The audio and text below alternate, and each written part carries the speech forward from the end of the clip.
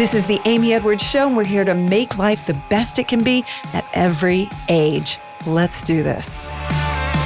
Today on the show, we are taking back tarot with a tarot master, Janis King. I am so excited for you to listen to this because it's going to change everything about how you think about and approach the tarot. And we all have a lot of preconceived notions. We're going to dispel all those today and make it so easy and fun and intuitive and a story rather than a memorization process. Janis is incredible. We even incorporate, or she talks about how to incorporate the Lord's Prayer. I'm not even kidding. It's so magical and so incredible. Stick with me today because this is going to change everything about how you see the tarot. Let's do this. Hello, and welcome to the Amy Edwards Show. I, of course, am your host, Amy Edwards, and I am beyond excited today because we're talking with a tarot master who's going to make it easy for us.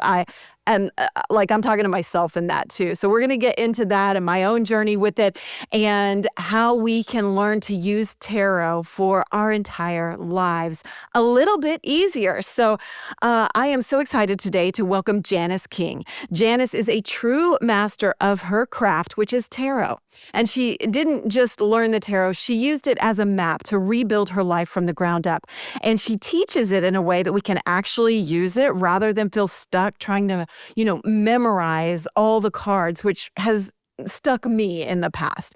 Anyone at any level can access it the way that she teaches it. She is a renowned tarot master, a successful entrepreneur, and the author of the transformative book, The Life Code Tarot, A Fool, a Magician, and the Secret of Life. She's also the creator of the beautiful Life Code Tarot deck, and she is here to show us why it's not about predicting the future, but decoding the present. And Janis, I'm so thrilled to have you here.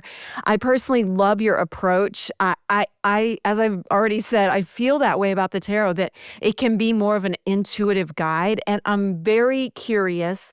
You say that the tarot is a life code, and many people think, magic or mystery, and they also might get a little bit rigid around tarot, but you see it more as a language and an energy. And could you please start us off today by expanding upon the life code language aspect of tarot and your view of that and how you came to discover that? Yeah. Well, thank you, Amy. And that was perfect. I mean, you've described it all so beautifully. Absolutely. Yay. Yeah. Wonderful. So I think it's really exciting. And the code part of it sounds, it sounds awfully mysterious, doesn't it? And when we think, oh, it's coded, but actually it's coded because we can all understand it. So it's a non-linguistic language in as much as it doesn't matter what language we speak, it's universal to us all. So it is a code because it's a code we can all read. And it's a code that's shared also by the energetic world, which enables communication both ways, which is wonderful. Yeah.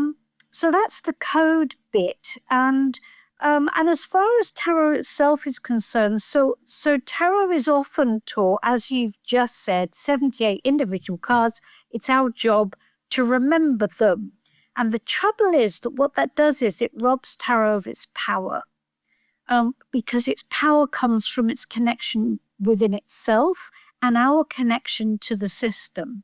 So when I say system, all of the cards are linked.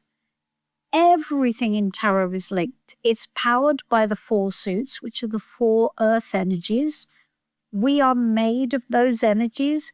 Everything is made of those energies. It connects everything together. And that's the point. The point is it's all connected.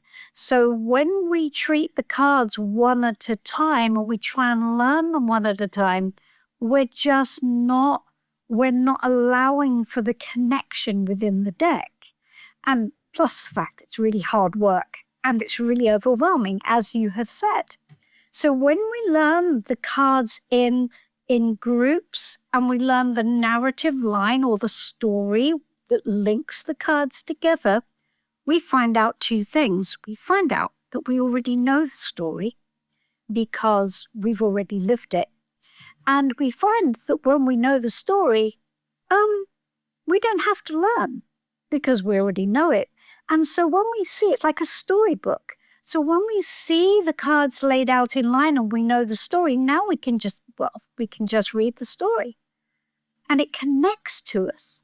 So when we connect to the story emotionally, all of a sudden that connection becomes superpowered. So our connection to the story and the cards is what connects us in to the energy of tarot that allows our intuition to work freely without us having to think, oh, what does that mean? I must look it up in a book. And no, I don't know. What does that mean in the reading? I've got no idea. When we do that, we can't be intuitive. Yeah, I mean, that totally makes sense. I tend to use oracle decks a lot more because I get kind of too up in my head personally, and I'm sure a lot of people can relate to that. Like, it's just a little intimidating when I face the whole tarot. And explaining it like that, like when you say it's a story that we've already lived, like, can you give me an example? What does that mean? Yeah. So when we look at the major arcana is 22 cards, starting from the Fool going to the World. And that is normally termed the Fool's Journey. And so it's normally, it's normally taught as a spiritual journey towards enlightenment or nirvana or whatever it is. Well, I don't teach it as that. I teach it as our journey through life. So when we see the Fool and the Magician, which is the basis of the book that you mentioned, the Fool and the Magician are us. They represent us. So we're going to bring all of tarot into us. We're the point. Because it's our story that is important. Our story or the story of the client that is in front of us or whatever. It's the connection to us, which is important. When we see it as the Fool's Journey to Enlightenment, we have immediately externalized it. We've immediately turned it into something separate from us. Plus the fact that I'm going to hold my hands up here and say that I really hated the idea of the Fool's Journey. Because the Fool does all this journey through all of this really horrible stuff, and he gets to the tower and death, and then he gets to the world, and then he gets to go back and do it all again. Why? What is the point? If it's some just awful, revolving hamster wheel of pain, that doesn't make sense to me. Why? What is the point? So my brain goes, okay, that can't be true. That can't make sense. We do, as humans, though, tend to relive patterns quite a few times. It takes us a while to learn, you know. No, but this is not about reliving patterns. That's not what the major arcana is for. The major arcana are like our big coaches. So they're like the guys that are going to stand there and go, okay, not like that, like that. Right? Okay. So they're the instruction manual, if you like. Okay. So when we look at the Fool and the Magician, we see them as us as energetic practitioners, which is what we all are in our lives. Yeah, we are. Absolutely. Energy, whether we think we are or not. So the Fool represents the potential of all things. Everything has the potential of all things within it. In physics, I don't know whether any of you remember your physics lessons, but in physics, potential energy, there are two types of energy, potential and kinetic. Potential energy is unaffected by its environment. It is literally just there. It hasn't been activated yet. It is just there. So, Amy, if you said to me, oh, I'm going to write this book, Janis, and it's going to be great. I've got the title and I know what it's about. I know how it's going to connect to the audience. That's great, Amy. And I'm not saying this is you, Amy, but you know. Yeah, sure. But how that's great. So how much have you written? Well, I haven't started yet. It's perfect. The book is perfect, but I haven't started yet, but I'm going to. That's potential energy. It's perfect in its thing, but it isn't actually happening yet. So the story around the Fool cards, the Fool has to jump. He has to make a leap of faith. He has to be innocent of knowledge, which means no fear, no expectation. Because it's our expectation often as much as our fear that screws us up. We go into something because we want assurances that it's going to be worth it. And then we figure out that it's a lot harder than we thought it was going to be, and our expectations are not being met. So anyway, the fool has to jump innocent of knowledge. When the fool jumps, he becomes the magician. They are two sides of the same coin. The magician is kinetic energy. That is energy that's now affected by its environment. So, Amy, you sit down to write your perfect book, and you sit there with the laptop and you open it up and you type the title and the doorbell rings. And it's your friend who comes in and goes, "Oh my God, Amy, oh, my relationship's breaking down. I really need you crying." Oh, sure, you go, come in, come in. And then the dog gets sick and you have to take the dog to the vet. And then you think, "Oh, I really haven't gone to you really need to go to the gym." And 3 days go by and you still haven't written anything because your potential is now being affected actively by its environment. And we have to, as the magician, learn how to be both an energetic conduit so we can bring that potential down from the energetic realm down and make it real on earth, as above, so below. So we have to tune in, we have to use our intuition, we have to tune in, but we have to do it boots on the ground. So the magician's job is to master the four energies, to master us, because we are the four energies. So that's their job. And then when we look at the rest of the Fool's Journey, we can see the High Priestess to the Lovers is all about our emotional landscape. That is us aged 0 to about 10. And when we look at that, we can see our life story. And we can see us going from a baby to going to school, making friends. We can see what happened to us. We can see where our emotional world came from. Then we move into the next realm, which is kind of teenage to 20. Now we're using our will to drive. Now we're connected to the suit of wands, and we're using our will in the world to make things happen, learn about consequences, learn about things we can't control, learn about being alone and unsupported while still using our will. Then we get a bit older, we get into our 30s and 40s, and now we're in the next realm, which is the mental realm, which is connected to the suit of swords, the hanged man, to the tower. Now we're in the hard yards. Now we're in the grown-up. We have to put our big boy pants on now, because this is tough. Relationships break down, jobs end, things don't work out. Things aren't what we thought they were going to be. Hard stuff, but this is our grown-up life. And then the last one, which is the star to the world, that tells us the experiences we must have in order to create a successful life. We must be able to trust ourselves, our intuitive connection. We must be able to experience fear.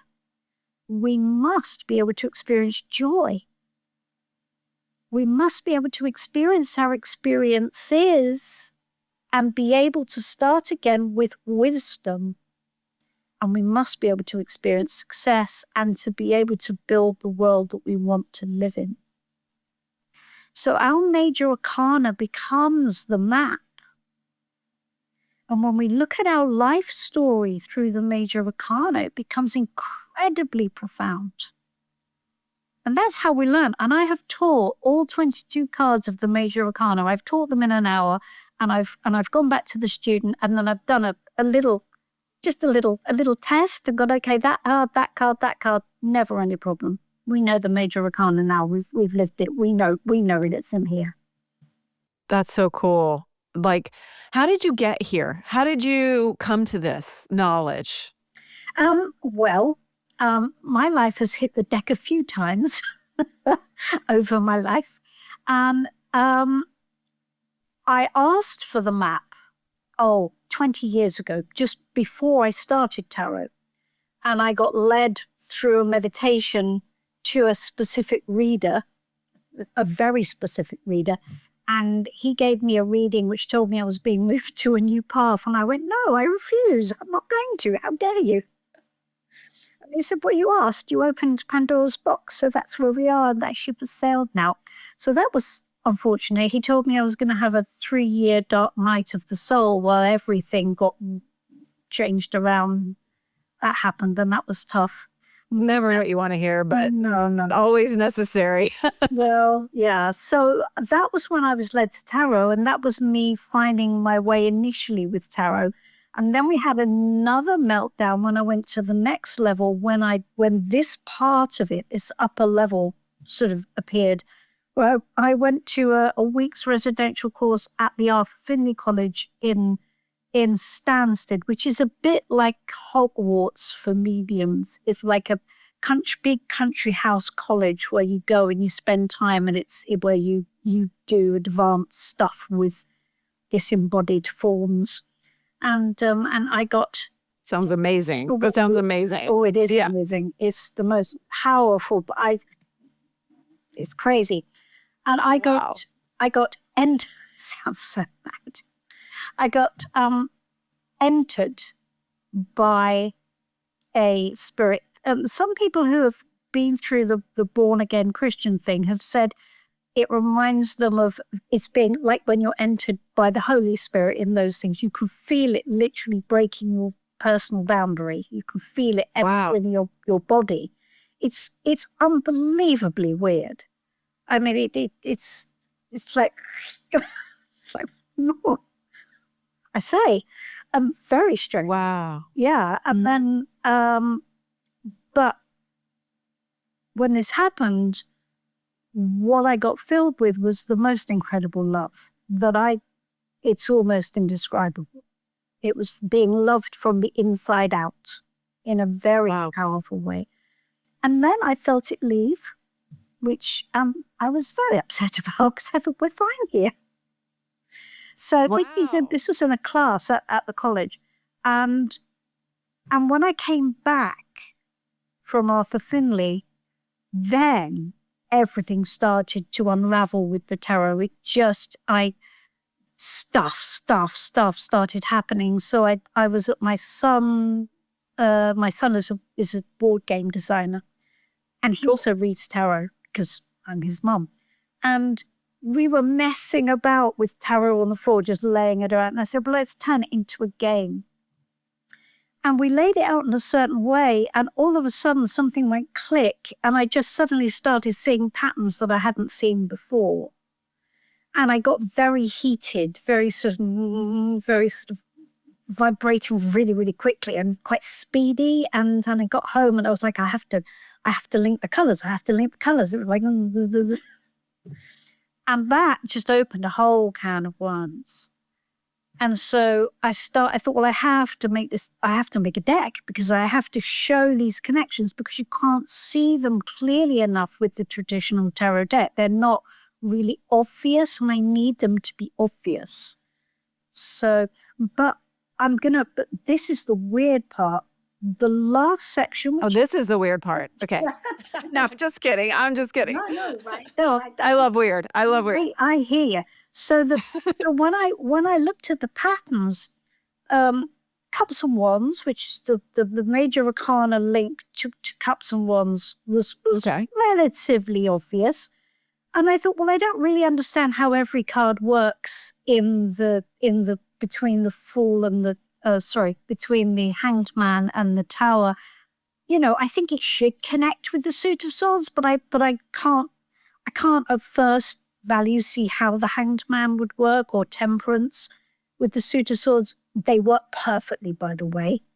But the one I couldn't get, the one I just didn't understand, was how the Star to the World fitted with the Suit of Pentacles. Because I'd always been taught Suit of Pentacles, kind of the earth element, it's mundane, it's our work and money, blah, blah. How can that align with the Star to the World? It didn't make any sense to me. I couldn't see it. And that worried me. But because the other ones worked, I thought, well, okay, so I have to run with it, because either it's a giant practical joke or I just don't understand it yet, and it will be made clear. So I started making the deck, and then my friend, Gail, who took me to Arthur Findlay, her role has always been an energetic messenger in my life, rang me up and said, right, so I have a client, I have a student for you, you're going to be teaching an advanced tarot course. And I said, no, I'm really not. I'm not going to teach an advanced tarot course because I haven't got time to teach. I'm doing this deck, you see, and that's occupying all my time, and I have my reading clients. I'm not going to teach. She said, no, but you are, because I've told her you are, and I've even agreed the price. I said, and she went, yes. I said, what's the price? And she told me. I went, oh, really? Well, no, it's all arranged. It's all arranged. You just have to write the course. I went, oh, I just, okay. I said, I haven't got the course. She said, it doesn't matter. Just write the outline. You can write it and catch it. You can write it on catch up as you teach it. So I thought, well, this is all very bizarre. But I thought, well, you know what? I'm doing this new deck. Maybe it is, in fact, an opportunity, in fact, to do this. So, okay, that's fair. I will give it a go. So I wrote down a standard tarot outline for a sort of a mastery course, and started to teach her as I wrote the course behind her and did the deck.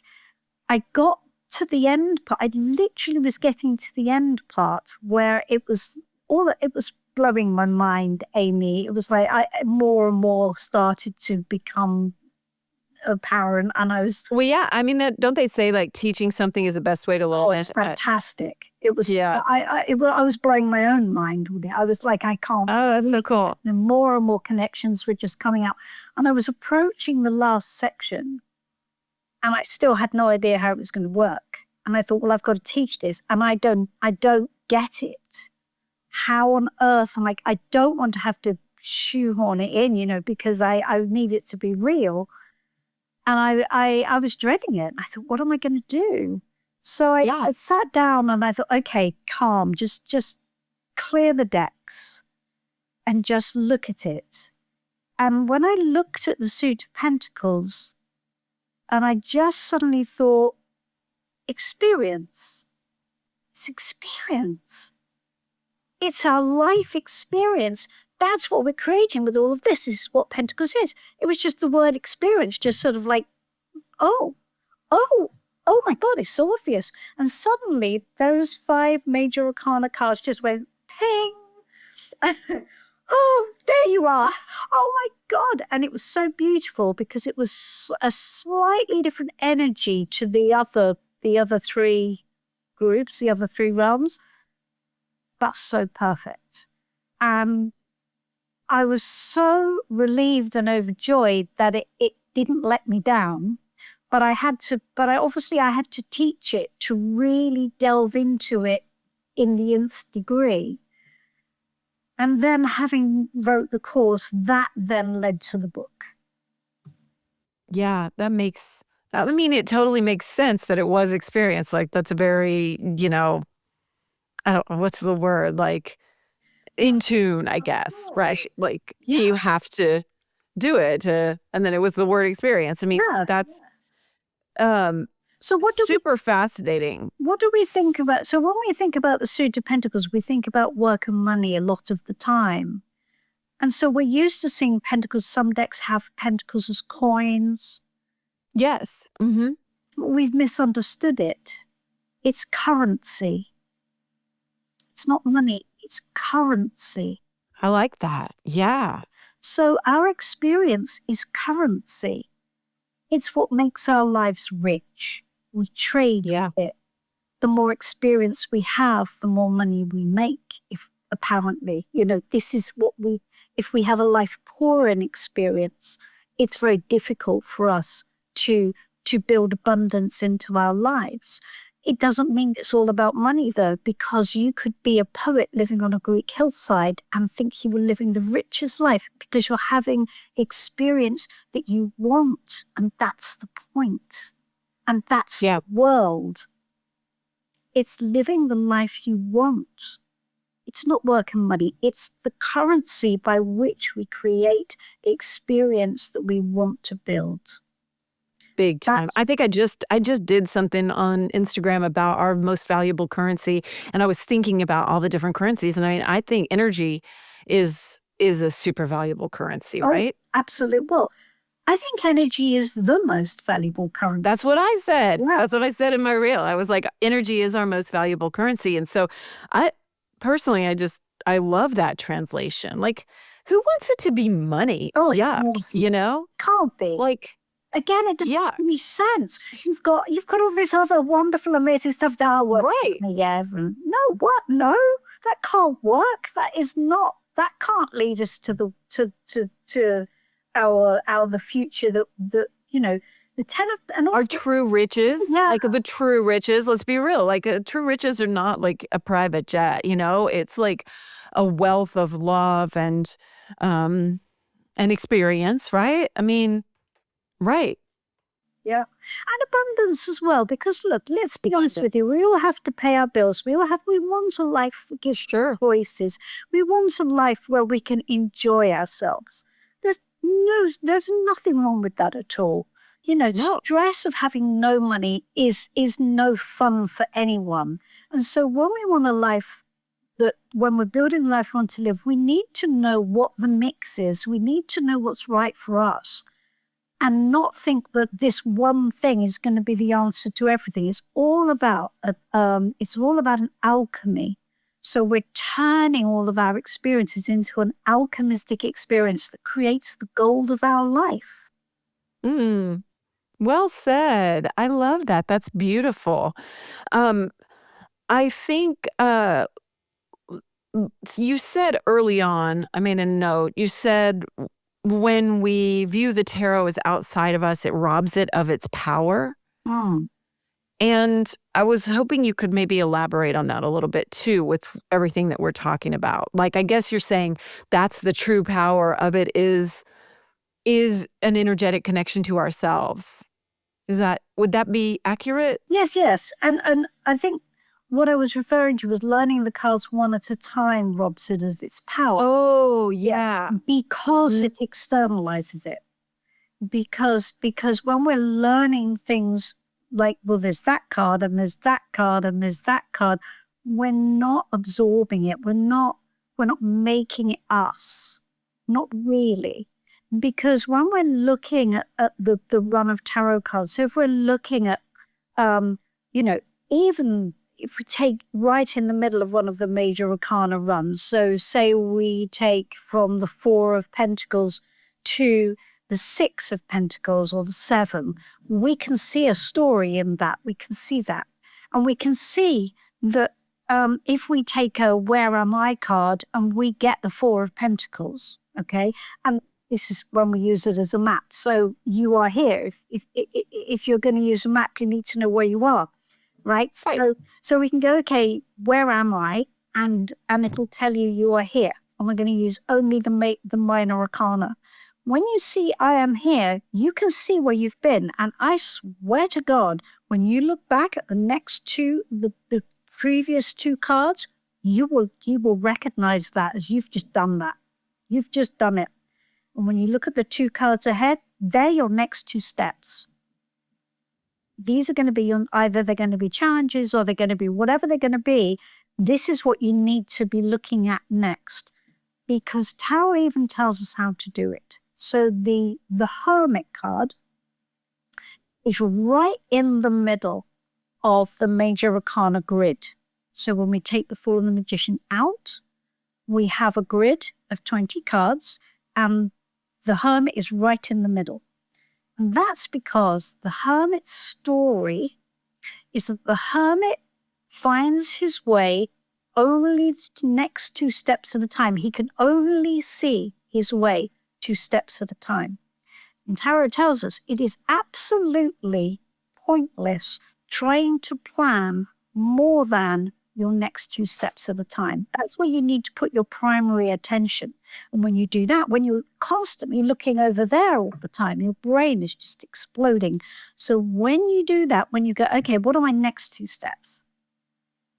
And when you do that, So practical. I love that so really much. practical. That's the wonderful thing about tarot and this system.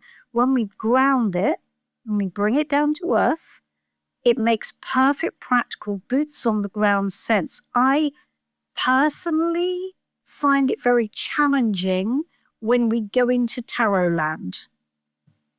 What does that mean? Well, like the fool's journey. Well, the fool's on this spiritual journey, and we have to be on the spiritual journey. But what are we going to do with it?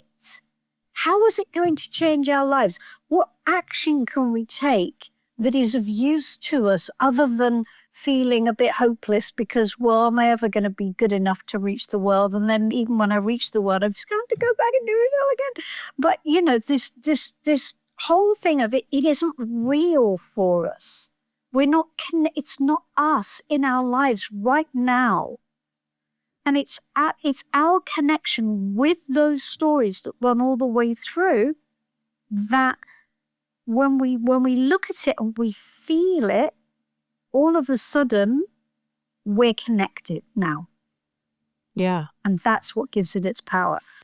Yeah, it gives you like your point in the story. Like, here's where you are, kind of like, right? And it helps you make sense of the next steps even to take, which is interesting because I think you said something about it not being about the future. It's about, you know, or your fortune. It's more about where you are right now, right?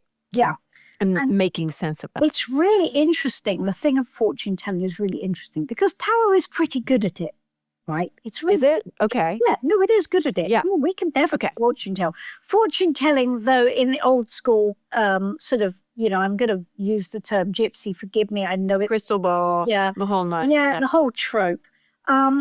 It's no earthly use to us, right? Because I got told ages ago, you're going to move over water and you're going to be going backwards and forwards. And the house, well, you don't quite own it, but sort of like complicated. But anyway, this is going to happen. Well, you know, it did happen.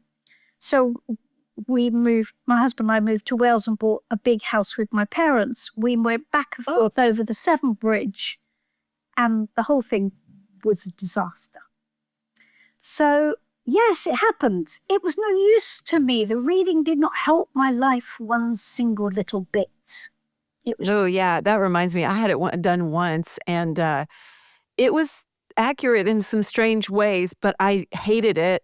Knowing anything I did not like, I don't ever want to do that again. It skewed my own thinking, and I wondered if it like changed. I don't know. There was something about it that really wasn't for me with everything that she told me, and a lot of it came true, and it's weird. I just don't ever want to do it again. Yeah, and I think that's fair because there isn't any use to us, and I think that was a good instinct. However, how it's doing it, I mean, okay, we have the psychic thing, and that's fine. We can use that as a tool or not. But the fortune telling thing, the way tarot does it, is it's reading potentials. Do you remember the Fool and the Magician? Yeah, the potentials. Yeah. So the potential of all things exists. So what tarot is doing, it's like a supercomputer, right? So it is looking, it is connecting with you and everything around you. And it's looking, because you are, I am, we all are inherently predictable. We just are. You said earlier, we're all really good at being in patterns. We can't have. Oh, yeah. Our algorithms have us figured out before we do, that's for sure. Quite right. 98% of everything we do is on autopilot. We don't even know it, but we're going to do what we're going to do before we even do it because of what we've learned and because of what's in our subconscious. And so what tarot is doing, it's reading the potentials of our patterns and the patterns of the people around them and how that's going to influence. And it does a calculation, and it works out based on what we know about you and what you're going to do and how the timeline is looking. This is your most likely outcome. And most of the time, it's pretty good. And if you add a little bit of psychic ability to add color, then you've got a pretty powerful thing on your hands. Yeah. What we do with that, though, because it's a pretty miraculous tool, right? You can use that to go, okay, so look at this then. Look at all the ways I'm on autopilot. What am I walking into? What can I do? What is your guidance? Because it's not fixed. It's not fixed. We're not fixed. We're just stuck in ourselves. So when we externalize it and we look at it on the table and we see it, and this is where we externalize. When we externalize and we look at our story and we look at this objectively, all of a sudden we've got choices. Yeah. And we can make our choices consciously, not subconsciously. And we need to use that judiciously. And we can go, well, if I don't like what life is showing up for me, if I don't like my relationships, if I don't feel like things are going right, what am I doing energetically? Because I will be. This is what I'm doing. This is what I'm creating. How am I creating it? How can I change it? Yeah. Yeah. I'm curious too. I just want to interject this question right here because I thought of it. What about like inverted cards? Do those play a part, or what do you say about that? I don't use them at all. Tell me why. Don't need them, Amy. Honestly, who needs them? It adds a layer of complexity, which honestly, I know the story behind why we use reversals. And Okay. it isn't spiritual. What is it? It all dated back to a woman in, I think it was the 18th or early 19th century, who was writing a book on tarot, and her publisher said, well, it's not long enough. Your book is not long enough. You need to make it longer.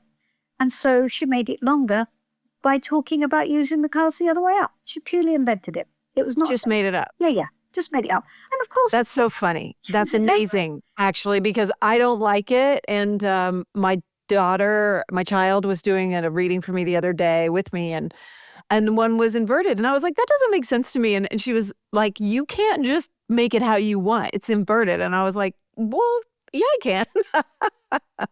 I don't know. The thing is that the tarot system is pretty perfect as it stands. If you learn it properly, it's a work of perfection. It doesn't need us to mess with it. So when you turn cards upside down, you then have to decide, well, is it a blocked energy? Is it a reversed energy? If it's the sun and it comes up reversed, how are you going to turn that? And suddenly now we're thinking, now we're going, okay, so what does that mean in this state? And suddenly our brains are now engaged. And what have we done? We've externalized again. So the reading will tell you, the connections within the reading will tell you the answer. You don't need reversals. Look, it's an unpopular view. Loads of people use reversals. I've seen them 1,000 times on YouTube. And I've actually, I get so frustrated. And I've actually put messages in saying, yeah, but you just read that card up right. You just did. She said, no, I didn't. I said, no, I'm sorry. You absolutely did. You did. You're just going so fast that you maybe thought no one was keeping pace with what you were doing. You definitely weren't reading a reversal, because the thing is, it's just too unformed. Tarot is not unformed. Tarot gives us a very, very clear framework by which we can get the information. Once we throw reversals in, sure. I did a reading, my practice group, when I was very first starting. We thought, well, let's experiment and let's see, and my friends did a reading for me, and I got, you can do in a reading, what should you do? What shouldn't you do? What should you lean into? What you should avoid?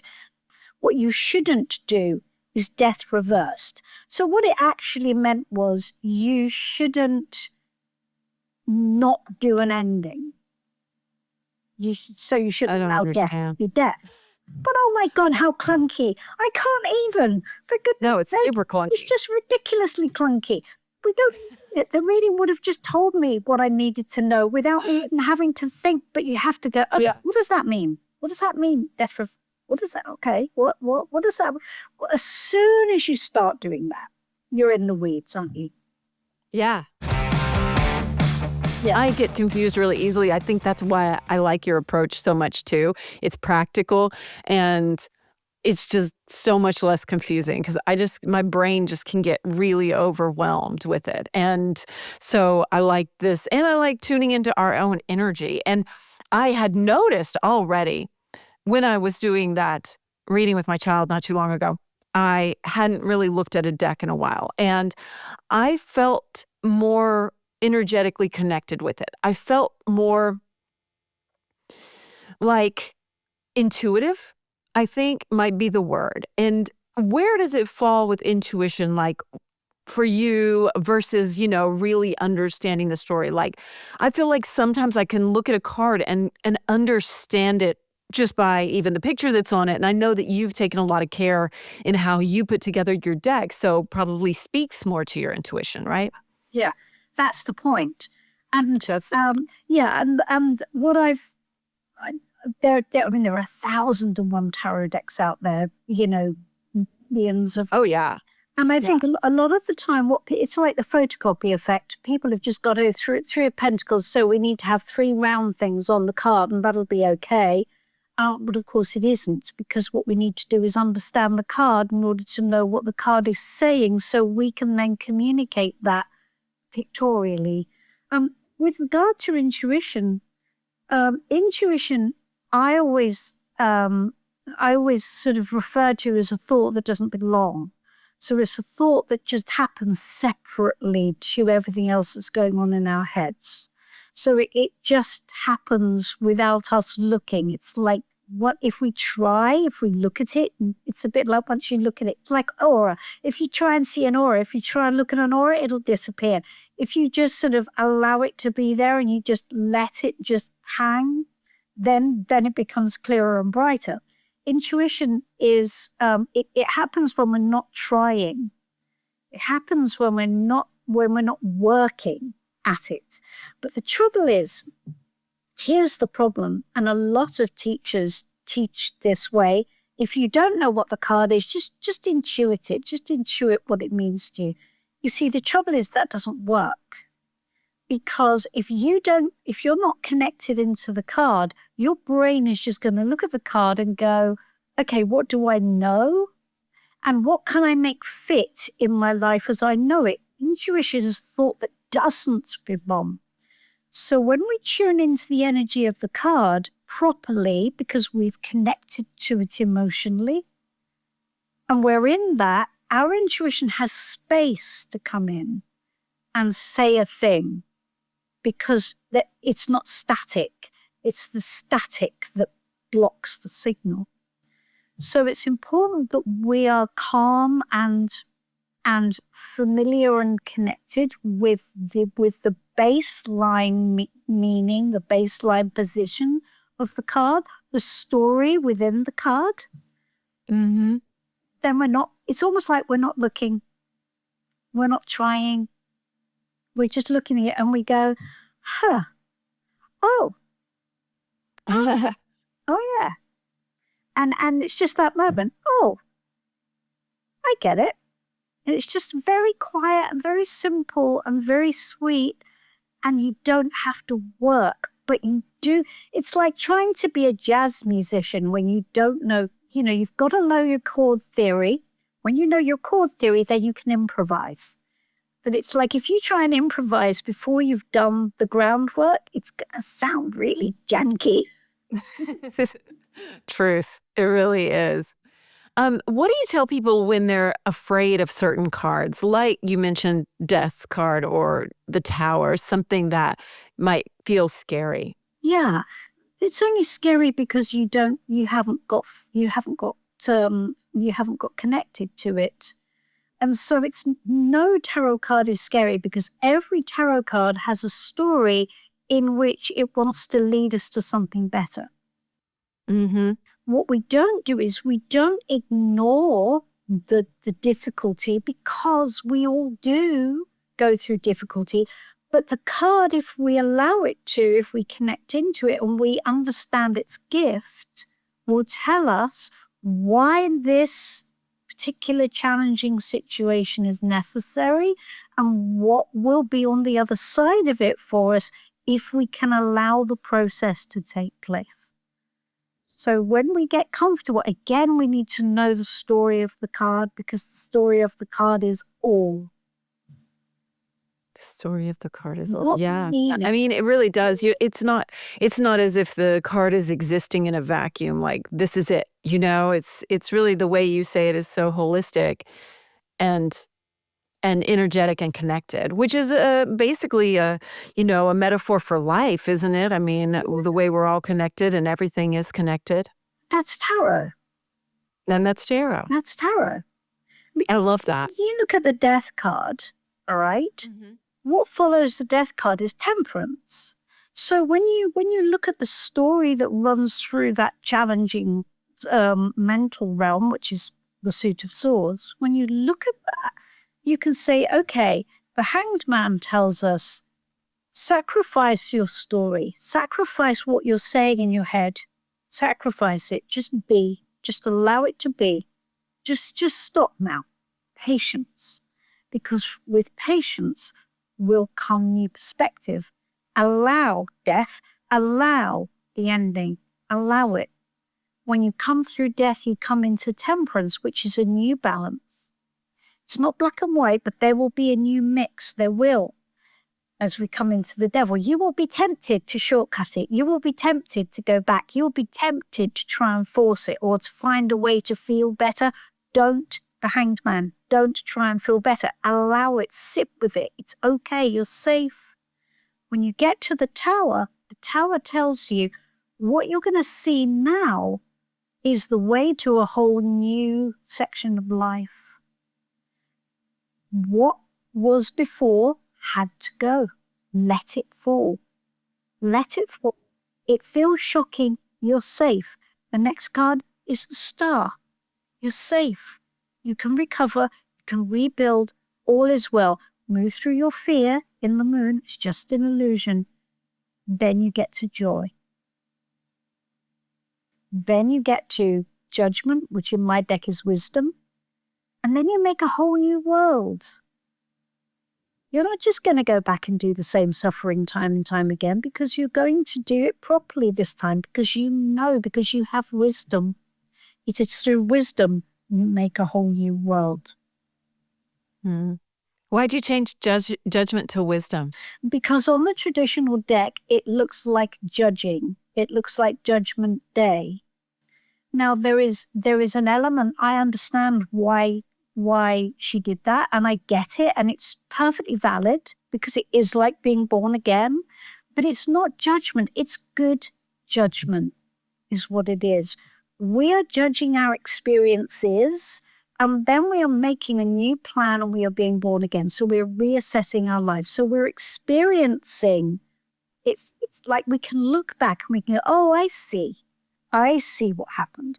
I'm not gonna take any of the bad bits with me, but I'm gonna learn from it, and I'm gonna do things differently next time. I mean, I think wisdom just says it easier. I like it a lot better. I mean, like I already do enough judging of myself and things like that, right? I would prefer discernment, wisdom, learning, and especially as we get older.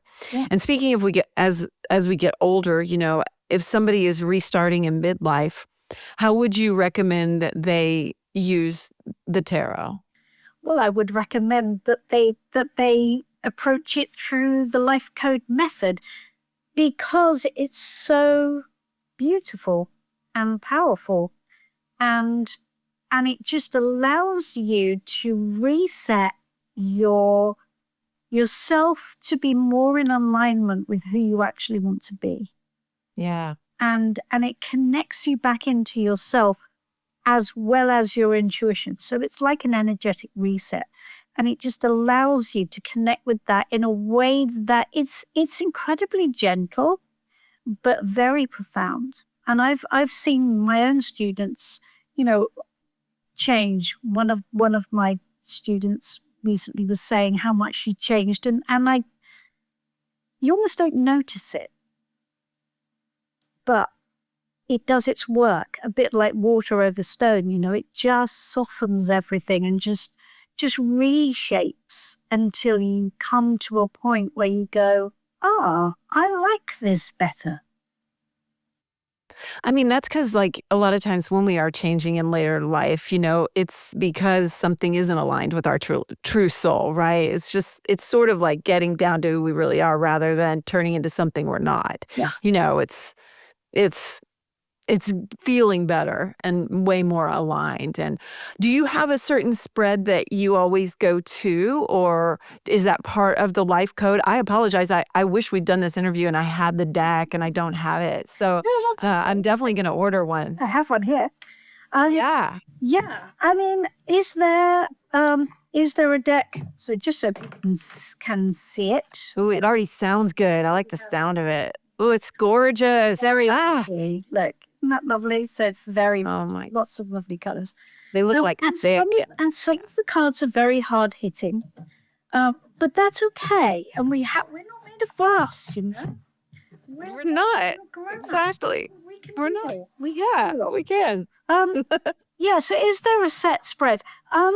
There isn't a set spread because life is not a set spread, is there? So what we learn to do is we learn to question intelligently.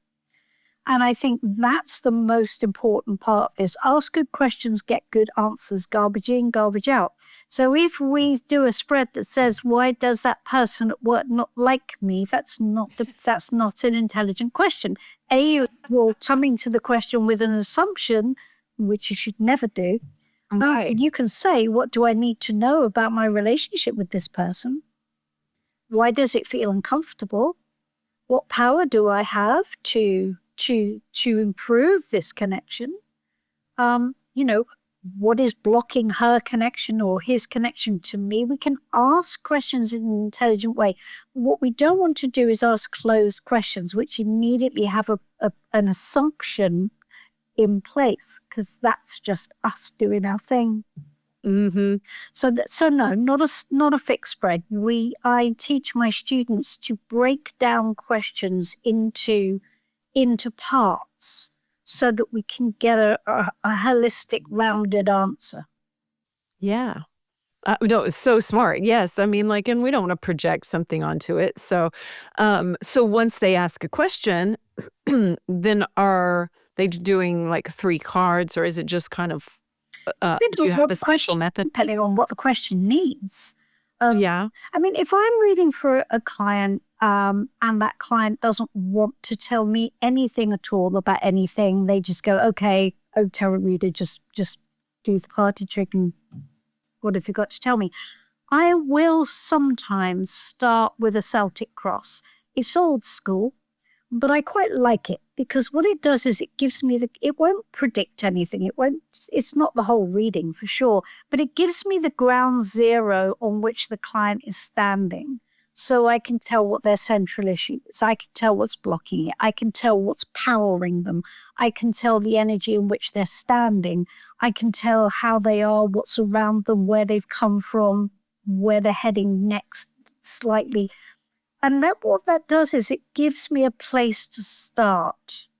So then I'll feed back to the client what I've got, and I'll make sure that they're in alignment with that and they recognize it. And then we can go, okay, so here's what I see as being what's presenting to you. Shall we explore that further? And then we'll pull that thread and see where that leads. Yeah. I love that. That's super powerful too, just to get in touch with what the issue is. And I'm sure a lot of people maybe can't even, express that, and you're able to tap into it. Can you talk really quickly about the energy of the decks? I'm referring a lot to my child, Sydney. And Sydney, when we were doing that not too long ago, Sid was like, I don't really want you to touch my deck because I'm afraid you're going to mess up the energy of it. I was like, first of all, I bought you that deck, but okay. So anyway, can you speak? I know that there's a lot of superstition, I guess is what I'm getting at, around the decks. And I personally like to tap into my superstitions and find where I'm holding on to energy, perceived impositions to energy or perceived superstition. Just those superstitions I don't like. They don't serve me. And I think it takes away from my own power. And so, are you superstitious? What do you say to people when they're superstitious about a tarot deck? And speak to that. No, not at all. I'm not superstitious. Not at all. No. Not at all. No. I love it. It makes no difference. You don't have to sleep with your deck under your pillow when you first get it. You don't have to have your first step. Oh, do people do that? I didn't even know about. Oh, yeah. Sleep with- Yeah. Oh, Yeah. oh. You don't have to do anything. You really don't have to do anything. And I've proved it many, many times. So, there are. So how have you proved it? Oh, well, I went away on a holiday once with my husband. We traveled in a converted minibus, and we went to Glastonbury, right? And I thought, I'm going to have 2 days. I'm just not going to read. I'm not going to read for anybody. And 2 days off very rarely happens. And of course, we get there, and I have a client go, "Oh, Janis, oh, please, I can't back. Please, please, please, please, please." I tried to go cold turkey and not take a tarot deck with me. Okay, I'm going to have to go get one. This was before the life coach, right? So I thought, okay, I'm going to have to, it's Glastonbury, but I can get a tarot deck anyway. So I walked into a bookshop. I was going to just have a standard Rider-Waite deck. So I sat down, and literally 3 seconds before the reading, I just took the wrapper off, shuffled it, and went, okay, go, let's do it. It's just out the packet. The cards themselves have, people are going to hate me for this. I'm so sorry. It's all you. It's all you. It's all your energy. It's all your intention. If you decide somebody else touching your deck is going to mess the energy, then sure, yes, it'll mess the energy because it's all you. If I go and do an event, I mean, when I don't do it now, I don't give my deck to anybody now at an event just because it gets dropped on the floor. And I have to spend 3 minutes picking up the cards on the floor, and I don't have time at an event. I don't really want my cards dropped on the floor. And I don't really want people bending them when they shuffle them. So now I never give clients my deck, but only for practical reasons. When I first started doing events or shows, I would have 20 people in a line, right? And I would give them the deck to shuffle because I was green around the ears. And so I'd give them their shuffle. So my deck is being shuffled 20 times. It's endless. And it reads perfectly well. No difference. And so you don't need other people to shuffle them. You just shuffle. No, I would never have anyone else shuffle because they can't shuffle. I shuffle 90 times a day. Wow. No, I don't need. Most of my readings are done on Zoom anyway. I read for people all over the world. So no, I never. No, I don't need people to choose cards. I don't need. No. And you just tap into their energy, huh? Or. No, I'm tapping. Think of it like a mobile phone. Okay. So we're talking on Zoom now, perfectly nicely, as if we were in the same room. So our call is going up to the satellite and down. Mm-hmm. That's what we're doing. We're connecting to the satellite. That's what we're doing when we're doing a tarot reading. I don't connect to my clients. And the reason I don't connect to my clients is because it's too hit and miss. So let's just say, I'll give you an example. I went on an advanced mediumship course years ago now.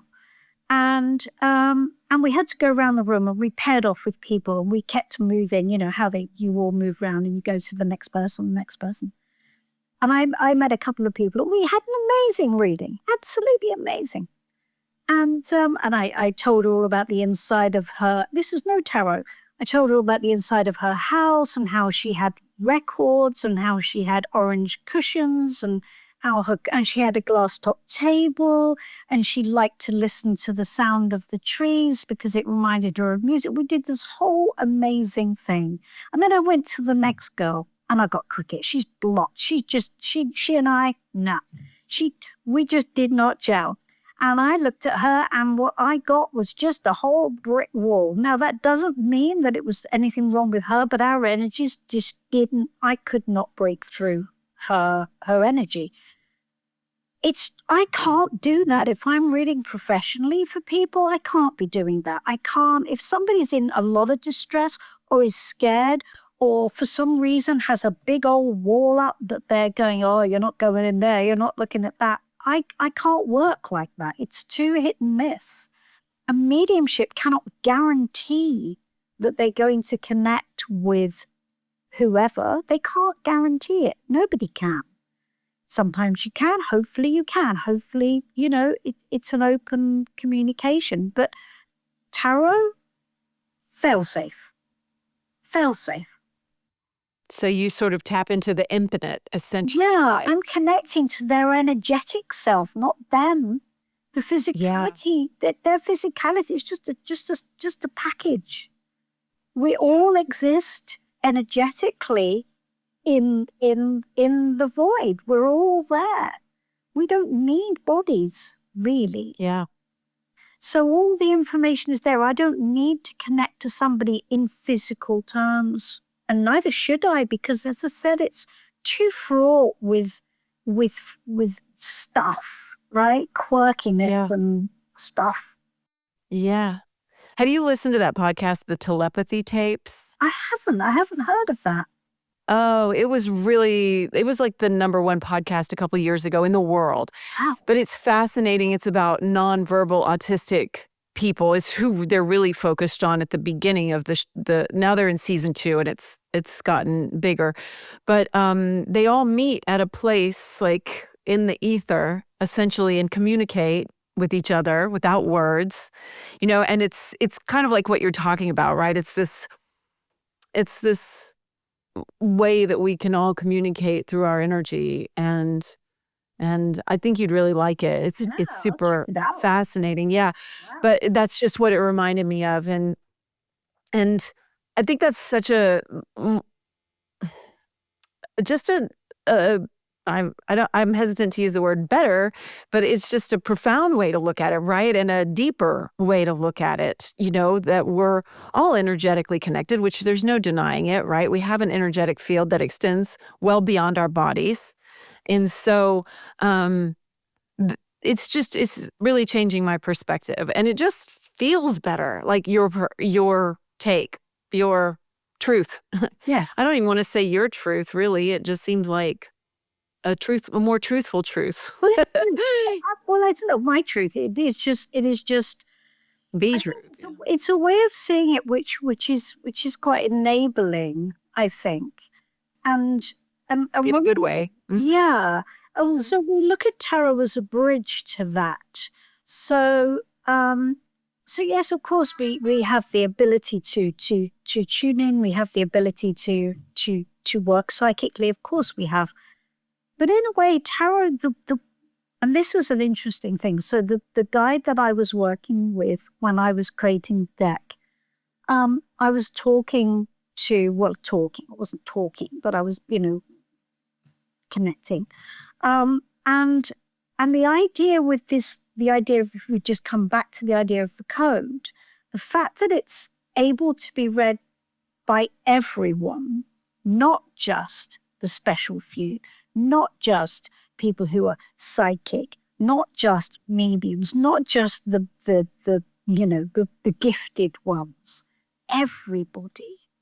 And that's the point, because we can all connect in. Tarot is the bridge that enables us to do it. So we don't need anyone else. We don't need church. Now, we are connected to each other, so it's quite nice to have somebody read for us. It's a lovely thing. But the point is, I think it shows us that we can connect in personally in a way that perhaps we didn't think we could. And that is really empowering, I think. One of the tropes of the magician is that you have more power than you think you do. You just have to learn to use it. And tarot is the way that we can learn the language of that process and use it as a tool in our lives.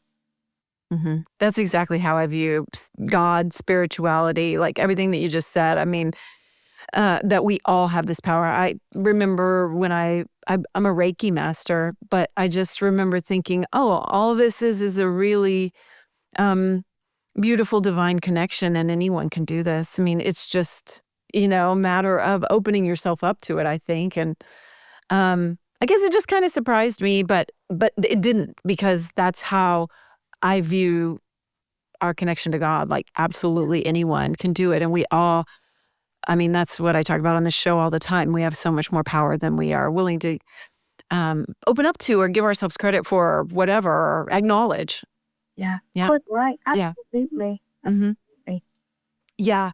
Um, let's see. Well, we've already talked for a good hour and you are just amazing. I really have loved this so much. And I I'm glad you mentioned church too, because I think I didn't want people to be put off by the idea of tarot or that it's, evil or scary or all these other things that I'm sure that you've encountered over the years.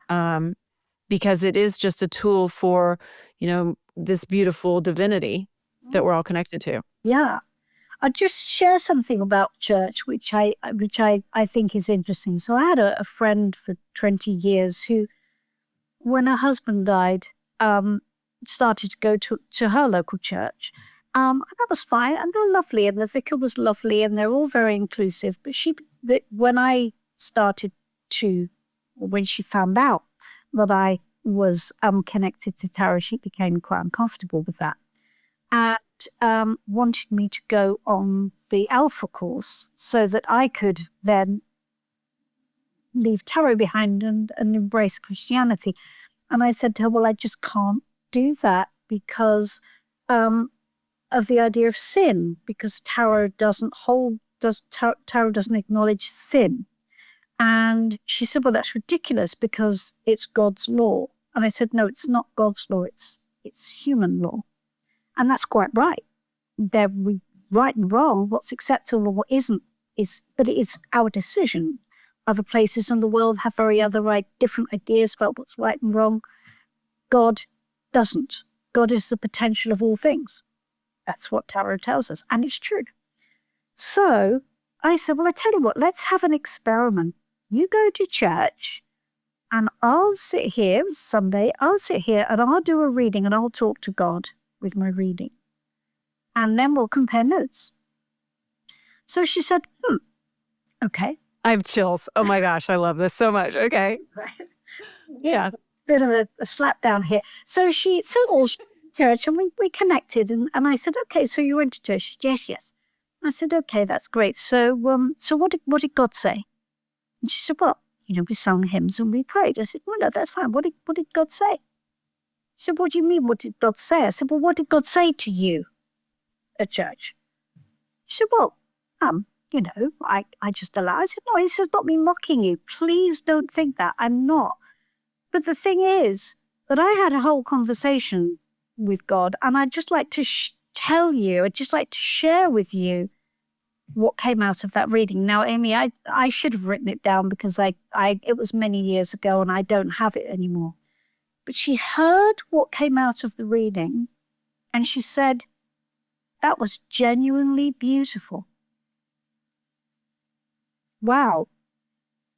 Okay, I did not expect that. And I thought it was a wonderful thing that I am in no way telling anybody that they should not follow their faith, of course. But the fact of tarot being evil, no, it's not. We're the ones who make it good or bad. We're the ones. It's us. We're the devil, truly. But we're not the devil by nature. The devil, by the way, is not evil. The devil is just us doing it wrong. It's just us trying to make the pain go away and using methods to make the pain go away that end up getting us into even more trouble and making life even more painful. And that's the devil, because we get stuck in it and seduced by it. But it's not the devil. The devil doesn't exist except in our perception of it. It's just a metaphor. So tarot is not evil. Everything is intention. That's the most important thing. Oh, very beautifully said. I got a little teary actually during that. Teared up a little bit. But that is so incredible, the spiritual connection. Let's talk just briefly as we're starting to wrap up. I want to know what your daily habits are like, because I know you're very practical as well. So what does that look like for you to, I'm sure staying really connected is as second nature to you as breathing, but I wonder, maybe did you have habits that built that? that you used to do that are now second nature, but also, are there some practical things you do every day? Yeah, meditation, Amy. Um, I and I'm not going to sit here and tell you that I am a monk and that I never let it slide. Sometimes I do. When I do, I feel it. Mm-hmm. So my routine, because we travel a lot, so routine is a very tough deal. But I would normally get up about 6:30. I will have a cup of tea to wake myself up. And I drink myself because I can't live without tea. I just, I'm English. What can I tell you? Yeah. So I have a cup of tea and then I meditate for about 30 minutes. And in meditating, I will connect in to the spirit world. I'll just sit with it. I just sit and just connect, just be connected, just sit with it and allow that energy to just be. Sometimes I will, sometimes I add in, and this is going to sound odd, but sometimes I start off with the Lord's Prayer, oddly, but I say the Lord's Prayer in a way which is so Our Father, which is the energetic realm, who art in heaven, hallowed be thy name. We honor the energetic realm. We honor it. It's in this energy that I do it. We honor the energetic world. And thy kingdom come, thy will be done on earth as it is in heaven. This is the magician. So what we're doing is we're saying, well, because there is no doubt that there is will in life. Life has will. Life wants to work with us, wants to dance with us, wants to lead us. We're not alone here. Life is part of God, I think. And so when you ask life what its will is, life wants to grow, life wants to blossom, life wants to explode. Thy will be done on earth as it is in heaven, right? Give us this day our daily bread. Make sure that I have enough abundance in my life to sustain me, to fulfill me. Yeah, lead us not into evil. Of course, don't let me go down tracks which are not going to be beneficial to me. Yeah, forgive me if I get it wrong, as I forgive those around me when they get it wrong. We don't hold it against each other. We don't carry grudges. Yeah, and so we go through the Lord's Prayer and we turn it into an energetic prayer. And I love to start my meditation like that. And then when I've finished, I just sit in the energy for maybe, however long it feels. Normally it's about 30 minutes. And then I take my dog for a walk. Get outside in some nature. Yes. Yes. Wow. That is so powerful. And I love what you said about the Lord's Prayer. I mean, that really probably makes a lot of people feel really good about it too. Like, oh, wait, I can do both. I think that people put a lot of rules in their head, of course, and they're like, wait, well, if I'm choosing this, I certainly can't say the Lord's Prayer, or I can't, be a church going person at the same time and use this tool. And those are all just things that we're making up as we go along. Like, I like to just say you can make up your own version of everything. Yeah. What works for you. Yeah. I mean, starting a meditation with some kind of prayer that you can write yourself or whatever, all it does is it centers you, it focuses your attention, it puts you in the right energy, and then allows you to stay in that energy so you don't have to fight or try. You can just give yourself over to a process and just be in it. And that's all it takes. Yeah. I mean, that's what I did here when we sat down for the podcast. I noticed when I'd had old podcasts, I was not intentional. I was not sitting down in the energy that I needed to be in this space. It was the same thing, treating this as a meditation, as an intentional space. Yeah. And so that's why I always do that. And it just puts us in the right, frame of mind and intentionality and just energetic space. So I think that Yeah, I think that that can be super useful to people too if they're nervous about meditating or perhaps, oh, one of those I can't meditate type of things, just find the thing that works for you. Yeah. So, yeah. Uh, you were talking about, using any deck, and I have to ask this, like, could you basically do a tarot reading without a deck?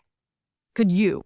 Well, do you know, it's funny because again, when I went to the spiritualist college and I was doing a mediumship course, we had an experiment like that. And we were put into pairs and I was blindfolded. One half of the group were blindfolded. And what we had to do is, how did we do it? Oh, that's right. We had to read for the person by making statements about them. And there was a very well-known medium in the UK called Gordon Smith, who was teaching the course. And I'd talked to him a bit about tarot, and he uses tarot too. And I was in the weeds with this girl. I was sat there. So every time I said something correct, she would tap my neck. I got crickets. I was like, I'm not getting anything. I'm just not embarrassed. So I took my blindfold off and I looked at Gordon and said, I've got nothing. He went, okay, here's what you do. Put your blindfold back on. Imagine you're drawing cards for her. Just imagine it. Do that. So I went, oh, okay. You're like, I can do that. And she's going, tap, tap, tap. No. And he went, that's my girl. There you go. Yeah, I was just imagining drawing cards for her and saying what the card said. And I would say that to her. And it was like, yes, yes, yes, yes, yes. Wow. So yes, you can. Again, Amy, we want to do this in the easiest, most. We've got nothing to prove here, right? The intention here is for the best outcome for the client and for whatever has to happen in the reading. And for me, my relationship with tarot is part of that communication. So obviously that little experiment showed, yes, of course it's possible. But I like to show up rock solid. If I'm reading for a client, it's just me and the deck, I don't fuss with it because it works and I like it. So the answer is yes. Yes. But I don't. That's really cool. I love that experiment so much. And it's your language, right? You're tapped in and you're fluent, I suppose we could say. So, well, thank you so much for everything that you've shared. I've really enjoyed this conversation, and I'm actually going to pick up a deck right when we hang up. I mean, I'm very excited about it, and I guess it's just given me a lot more perspective. So I'm so grateful for the work that you've done and grateful for you in this conversation. And if you wanted to leave everyone with a thought or reiterate something or just whatever's coming up for you, or maybe you want to draw a card for everyone right now and channel something, I don't know. Whatever you'd like to do right now and leave everyone with, I would love to. All right. Well, let's draw a card as a message. Okay. A message from spirit to us all. And let's just see what that is. So we're going to ask.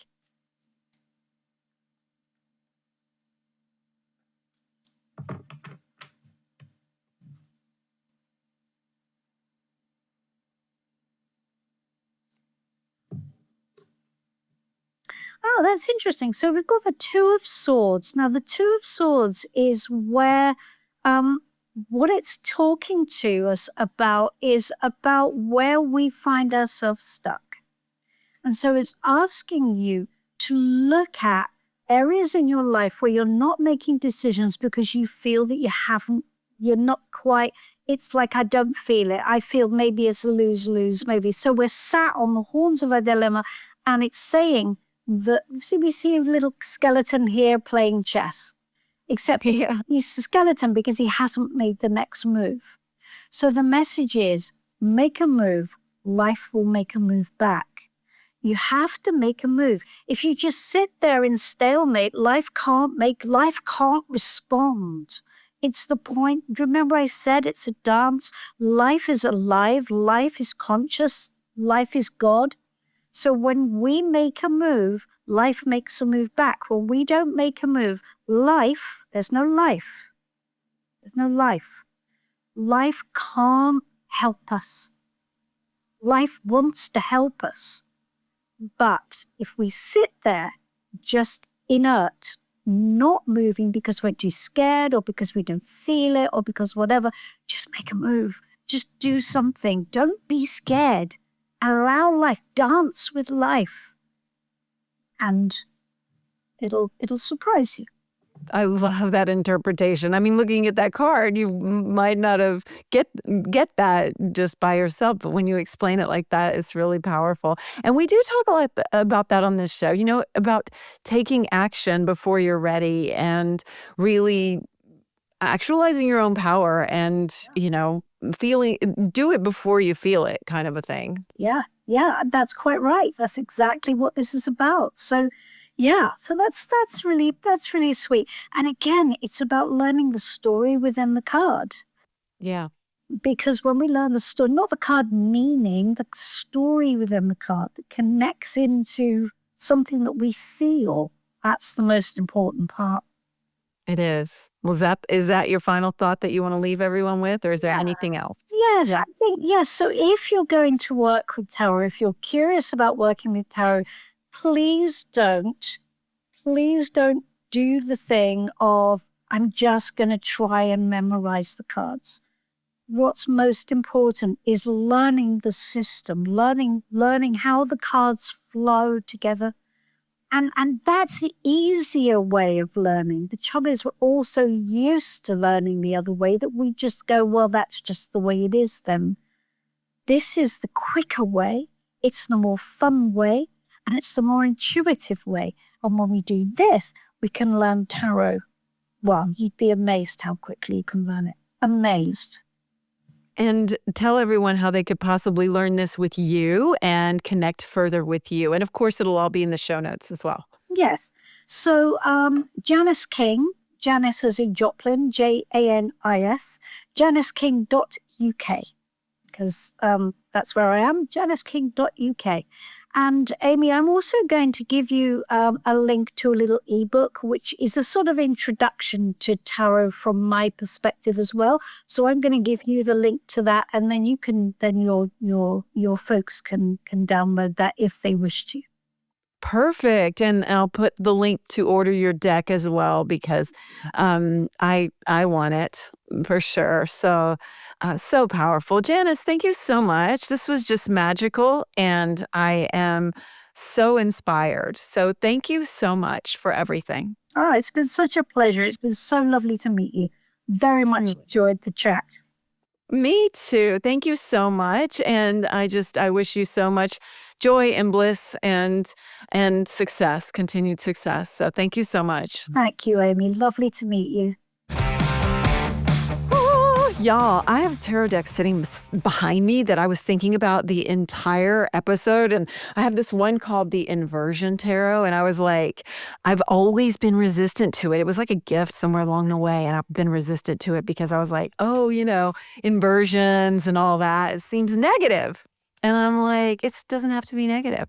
And like she says, you just pick up a deck and you just do it. But I don't know the stories. I haven't studied it. I want to do her course. I want to download the ebook. So pull that from the show notes too. And like, oh my gosh, I got the Ace of Swords. So, I'll have to look that up. Actually, no, we're not going to do it by what it means, are we? Because it's part of a story. So why did I even draw that card? I don't know. I just did, because now I'm doing exactly what she told us not to do. So I think we had the Two of Swords, right, that she drew for us. This is probably right around there, right? Ace of Swords, Two of Swords. And that's actually really, really cool, because from her interpretation, it's about taking action. And that's what we're doing. And you know what? It was funny. I tend to just look at it and go like, what do I feel? And she said that would be a mess. But what I felt, I'm going to do it anyway. What I just felt when she drew the Two of Swords as well was that she and I were both swords and about taking action and about inspiring you to take action. And now I draw a single sword, which is pretty interesting. And I think that that's just very interesting because here I am, right? Encouraging you to take action. And if you felt resistant toward the tarot, well, maybe now's the time. Maybe this is your sign. I freaking loved that episode. And I loved her interpretation of it so much because I am a true believer that we all have so much power and everybody has the power to tap into this. And that's what she's teaching. So anyway, I just dug it all around. And I'm just so happy that you were here for this. So thank you so much for being here. Connect with me, connect with the show. Like if you haven't signed up for the newsletter, I've been working hard to get a better newsletter going. I'm rebuilding the website. I'm super excited about all these things that I have in progress and building this show. I got a new background. Did you notice that? If you're watching, I have a new background because I was like, look, if I'm going to be on Netflix, no, I'm not announcing a partnership with Netflix, but that's definitely a goal. I mean, all these podcasts that I love are, so why not us, right?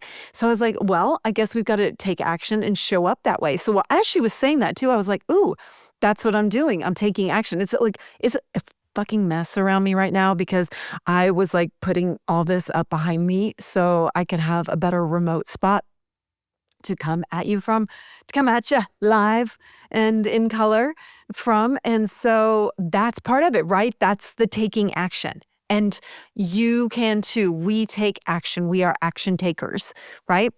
And so anyway, such a beautiful thing. I'm rambling now, but yeah, here we are. Here we are taking action. And what are your next steps? Take action, follow the show, leave us a review. I would love it, building those up still. And of course, connect with me. If you sign up for the newsletter, you can just reply to the newsletter anytime and we will hear your thoughts, thoughts about everything. And I just love you so much. I'm just so happy that we are here up-leveling our lives and making them better all the time. If you're not following us on social media, please do. I am sharing a whole nother strain of content and goodness there on both Instagram and on Facebook. It's at The Amy Edwards Show on Facebook, Real Amy Edwards on Instagram, and I look forward to meeting you there. The channels there are where we share the podcast content. So if you want to catch a clip or share with a friend or anything like that, that's where that is taking place. So thank you so much for being here. We're all about shining brighter and brighter every day, and we shine brighter when we come together. So thank you for being here. Keep shining bright. Till next time. Thank you so much for being here. Please rate, review, and follow us. And we'd love to hear your feedback. Keep shining bright.